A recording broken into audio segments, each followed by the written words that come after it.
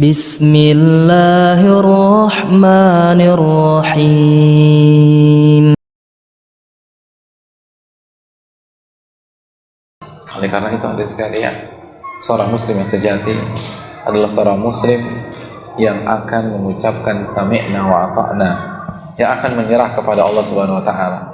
Dan saya tutup dengan sebuah firman Allah dalam surat An-Nisa ayat 65. Allah berfirman, "Fala wa rabbika la yu'minun hatta yuhaqqimuka fima shajara bainahum thumma la yajidu fi anfusihim harajan mimma qadait wa yusallimu taslima."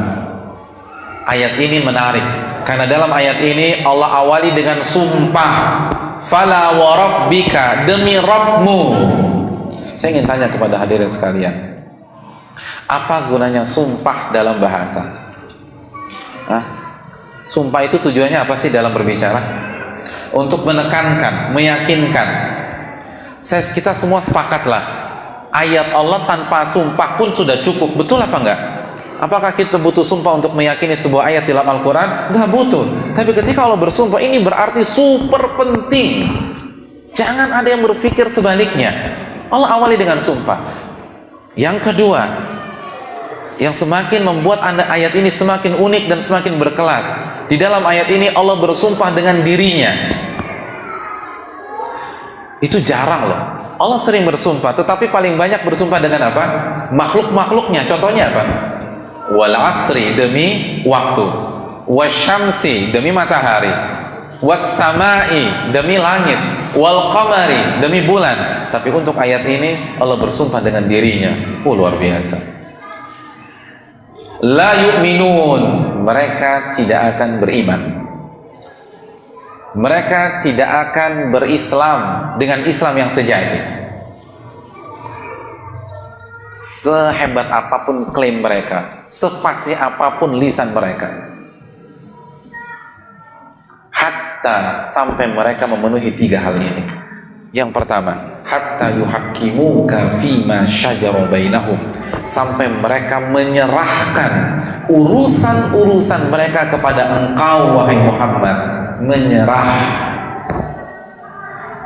bukan menggunakan otak mereka, bukan menggunakan pemikiran mereka, sampai mereka menyerahkan urusan mereka kepada engkau, biar engkau yang memutuskan. Hatta yuhaqqimuka, menjadikan engkau hakim. Serahkan berkasnya, biarkan Nabi yang memutuskan.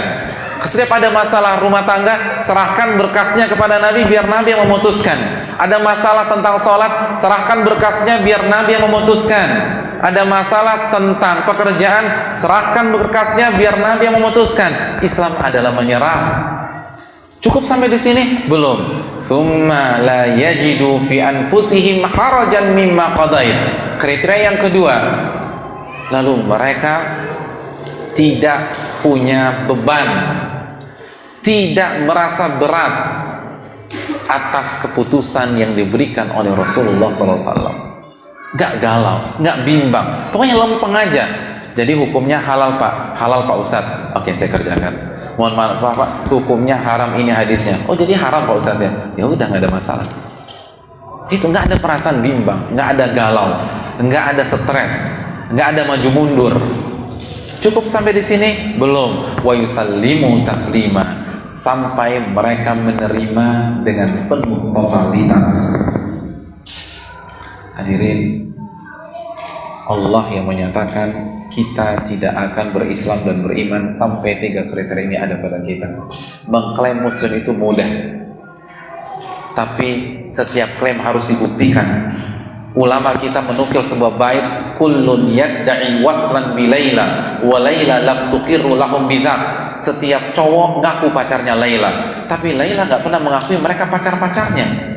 Setiap orang mengaku saya muslim, saya Islam, tapi yang jadi masalah Allah akui tidak klaim kita pada hari kiamat.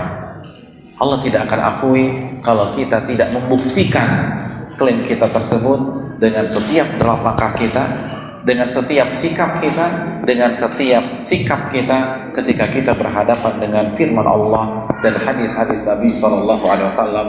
Islam adalah menyerah, maka seorang muslim yang sejati ia serahkan jiwa raganya kepada konsep Allah. Ingat, kepada konsep Allah. Bukan berarti kita nggak boleh berpikir, bukan berarti kita nggak boleh berijtihad, tapi kita harus serahkan semua ranah ijtihad kembali kepada konsep Allah. Kita harus serahkan kepada Allah mana hal yang sudah baku dan tidak bisa diperdebatkan lagi, dan mana ranah di mana kita boleh berpikir dan menentukan hukum dengan ijtihad kita.